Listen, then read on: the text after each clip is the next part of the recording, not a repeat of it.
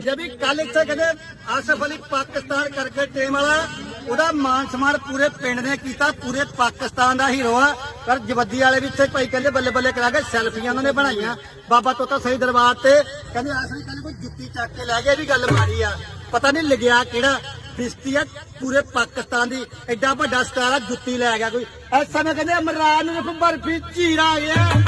barfi ਝੀਰ India ਦੇ ਵਿੱਚ ਕਹਿੰਦੇ ਕਬੱਡੀਆਂ ਪਾ ਕੇ ਆਇਆ ਨਹੀਂ ਕਬੱਡੀਆਂ ਪਾਈਆਂ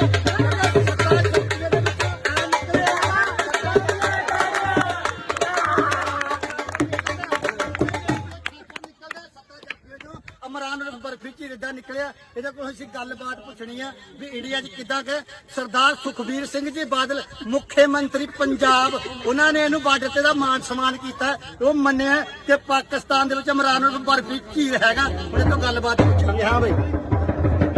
ਕਿੰਨੀਆਂ ਕੋਡੀਆਂ